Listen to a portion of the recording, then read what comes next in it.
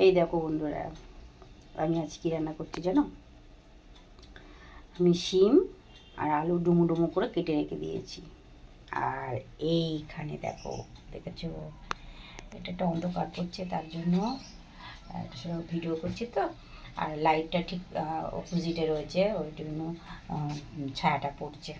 সজনের ফুল আমি একবার জলে ধুয়ে নিয়েছি, আবার একটু ভিজিয়ে রেখে দিয়েছি, যাতে নিচেই পড়ে। তাও অনেক সময় বালি টালি থাকে, তো বালিগুলো আস্তে আস্তে ঝরে ঝরে পড়ে যাবে।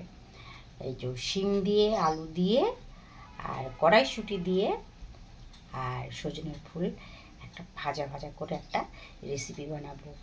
তো খুব ভালো লাগে, এটা ঝাল ঝাল করে একটা তরকারি করব।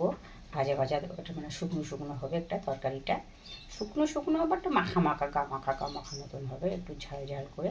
খুব ভালো লাগে, তোমরা করে দেখবে। তো এর মধ্যে একটু বড়ি দিলে ভালো হয়, কিন্তু ঠিক আছে, আমার ছেলে আবার বড়ি খেতে পছন্দ করে না। তো ঠিক আছে, আমি একবার আজকে দেখব বড়ি দিয়ে, বড়ি দেবো।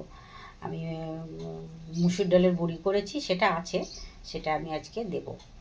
তো আমি প্রথমে তেলের মধ্যে বড়িটা ভেজে নেব, দিয়ে একটুখানি যে পাঁচ ফোড়ন হোক কি কালো জিরে ফোড়ন হোক দেব, দিয়ে আমি আলুটা ভেজে নেব। আলু শিমটা যখন ভাজা ভাজা হয়ে যাবে, তখন এই সজনের ফুলটা আমি এবার জলের থেকে আমি তুলে রেখে দেবো। জলটা ঝরে যাবে, তারপর আমি ওর মধ্যে দিয়ে দেবো, দিয়ে নুন দেবো, হলুদ দেবো, আর 3টে কাঁচা লঙ্কা চিড়ে দেবো, দিয়ে নাড়াচাড়া করে একটু জল দেবো, সামান্য একটু জল দেবো, মানে 2 মুঠো মতন জল দেবো, দিয়ে বড়িগুলো দেবো, দিয়ে ঢাকা ঢাকা করে রেখে দেবো।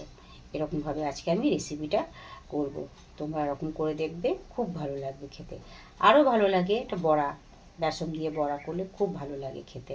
তো আমি আজকে এরকমভাবে রান্না করছি। তো টাটা, বাই বাই। আবার অন্য কোনো ভিডিও নিয়ে তোমাদের সামনে হাজির হব। খুব ভালো থেকো তোমরা, বাই।